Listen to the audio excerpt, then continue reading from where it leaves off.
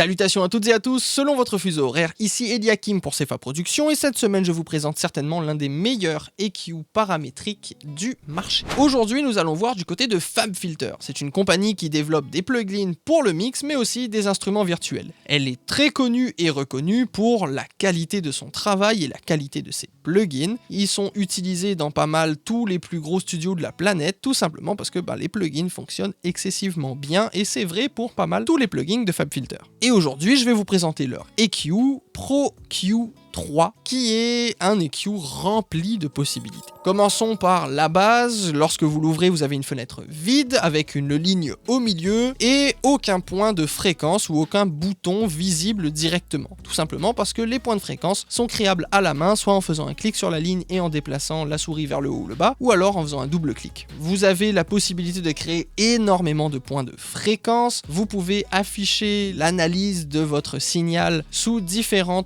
niveaux de volume, fait que vous allez avoir 3, 6, 12 et 30 dB pour avoir un peu plus de précision lorsqu'on déplace notre plage de fréquence. Vous pouvez aussi activer ou désactiver un piano pour voir les notes associées à la fréquence que vous êtes en train de travailler, ce qui peut être très cool pour garder notre égalisation in tune, donc accordée, on va dire ça comme ça, avec la production. De plus, au niveau de l'analyseur, vous allez avoir à votre disposition différentes options comme analyser le signal pré-EQ ou post-EQ ou encore analyser le signal à partir d'un external sidechain. Ce qui veut dire qu'on peut par exemple regarder qu'est-ce qui vient masquer ma voix à partir du sidechain de la piste de guitare et venir rajouter un EQ soit sur l'un soit sur l'autre en fonction de ce qu'on veut découper pour laisser passer plus l'un ou l'autre. Il est aussi bien évidemment possible de choisir parmi 3 modes de phase avec le zero latency, le natural et le linear phase. Dans la version Pro Q3, vous pouvez aussi créer des plages de fréquences dynamiques ou encore de travailler le signal bien évidemment en stéréo avec la gauche et la droite séparées ou en mid-side. Chaque menu est accessible facilement à partir des options disponibles directement soit sur le contrôle de gain, soit sur l'espèce de petit menu en bas avec les 3 boutons de gain, fréquence, EQ. En plus de tout ça, il est possible de mettre en solo chacune des fréquences en passant sa souris sur le point et en activant le petit écouteur qu'il y a juste à côté. Je me suis agenouillée sur la tombe de ma mère et je lui ai demandé pardon. C'est simple, le Pro Q3 c'est l'un des EQ les plus versatiles que je connaisse et quasiment tout est possible en passant de l'EQ ultra chirurgical pour nettoyer un problème audio.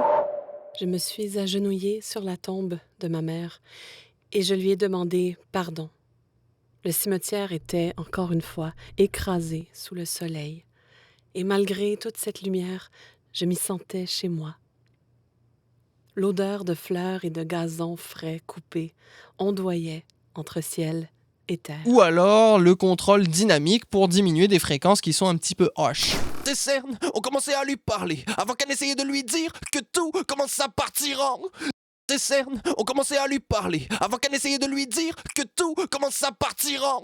C'est plus drôle tous les jours, tout est dur et lourd, le bonheur est sourd, il encaisse les coups, elle veut faire le parcours... La section review cette semaine sera assez courte. C'est simplement l'un des meilleurs EQ neutres du marché. Il n'est certes pas le plus abordable niveau prix, mais si vous investissez là-dedans, vous investissez sur du solide qui va rester dans votre studio pendant longtemps. Et même si, par exemple, vous vous mettez à travailler en Dolby avec du 7.1, 9.1, Pro Q3 est accessible, ou plutôt est compatible avec la section Dolby, et donc on peut faire de l'égalisation jusqu'à 9.1 channel, ce qui est quand même vraiment impressionnant. J'espère que vous avez aimé cette petite vidéo. Si c'est le cas, n'hésitez pas à mettre un petit pouce bleu et à partager autour de vous, c'est un énorme soutien pour nous. Si vous voulez en apprendre plus sur la production audio, n'hésitez pas à vous abonner en cliquant sur le bouton et en activant la cloche pour ne rien manquer. Vous pouvez aussi me retrouver sur Instagram @cefaprod. Pour la semaine prochaine, je vais vous présenter 2 options de contrôle dynamique d'anthologie. C'était Eliakim pour Cefa Productions, salutations à toutes et à tous selon votre fuseau horaire. Ciao!